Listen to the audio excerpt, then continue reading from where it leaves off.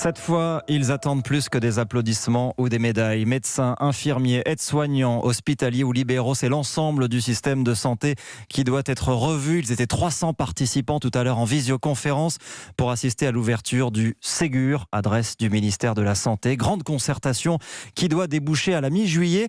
Ève Roger, c'est donc Édouard Philippe qui a listé tous ces chantiers avec déjà des promesses. Oui, Édouard Philippe a promis des choix forts, rapides et assumés. Nous voulons aller vite, a-t-il dit, pour dénouer les blocages du système. Évidemment, tout le monde de la santé l'attendait sur un point précis, la hausse des salaires pour les personnels hospitaliers.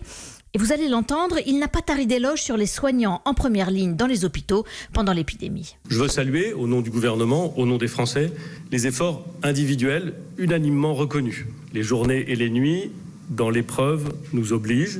Ils ont révélé, s'il en était besoin, que certains niveaux de rémunération n'étaient pas à la hauteur d'un tel engagement. Cette reconnaissance se traduira, le président l'a dit, dans les rémunérations. Sur ce point, je le dis sans ambiguïté, la revalorisation sera significative. Alors vous attendez comme moi la suite. Pour qui ces augmentations ? Pour les infirmiers, les aides-soignants ? Combien ? Le Premier ministre n'a pas voulu donner de chiffres dès aujourd'hui. Édouard Philippe a aussi laissé la porte ouverte à l'assouplissement des 35 heures à l'hôpital. Ce n'est pas un sujet tabou, a-t-il dit. Il a confirmé aussi un investissement massif pour soutenir les hôpitaux, confirmant ainsi la promesse du président Macron. Mais pour avoir du concret, il va falloir attendre plusieurs semaines jusqu'à la mi-juillet, le temps des négociations de ce Ségur de la santé qui ne fait que commencer. Ève Roger, merci, chef du service Société d'Europe 1. On va y revenir avec vous, bien sûr, et avec les grandes voix, ce sera à 18h30 et dès 18h20. Mon invité est Lamine Garbi, président de la Fédération de l'hospitalisation privée. Il était cet après-midi parmi les 300 participants en visioconférence. D'abord, une première réaction au sein du collectif Interhôpitaux, mobilisé depuis plus d'un an maintenant pour réclamer des moyens. Écoutez cette infirmière, Nolwenn Messad. Pour le moment, c'est de la redite, c'est des promesses qu'on nous fait depuis plusieurs mois. Ça reste un peu flou, en fait. L'accélération des projets, c'est vague. Donc, on attend de voir réellement l'effet en fait, que ça aura sur le terrain et en quoi consistent ces projets réellement. J'espère qu'il y aura bien une hausse au moins de 500 € pour...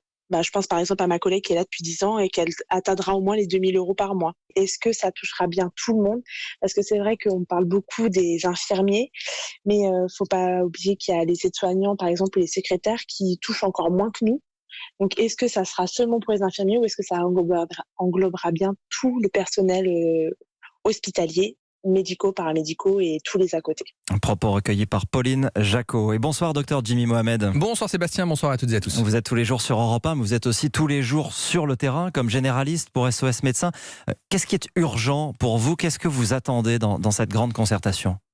Alors peut-être qu'il faut qu'il y ait plus de coordination entre la médecine de ville et l'hôpital. Parfois, on va pas se mentir, on se sent un petit peu seul. Et il y a des moments où certains patients n'ont pas besoin d'aller à l'hôpital, mais étant donné qu'on n'a pas forcément le plateau technique, les spécialistes ont bon moment, alors qu'on est dans des zones, notamment à Paris, plutôt privilégiées, eh bien, les patients atterrissent aux urgences. Je pense typiquement à la personne âgée qui va faire une chute, qu'on va faire hospitaliser au travers des urgences, alors que peut-être il serait possible de faire un bilan, d'anticiper de nombreuses hospitalisations. On est beaucoup trop dans une médecine curative et pas assez préventive, ne pas attendre que les gens soient malades pour s'en occuper. On a peut-être un train de retard, mais il faudra à mon sens que la médecine de ville soit peut-être un peu plus au cœur de la priorité de la prévention des Français. Merci beaucoup docteur Jimmy Mohamed. À demain dans ce journal de 18h et dès 15h, c'est chaque jour dans l'émission Santé d'Europe 1 sans rendez-vous aux côtés de Mélanie Gomez.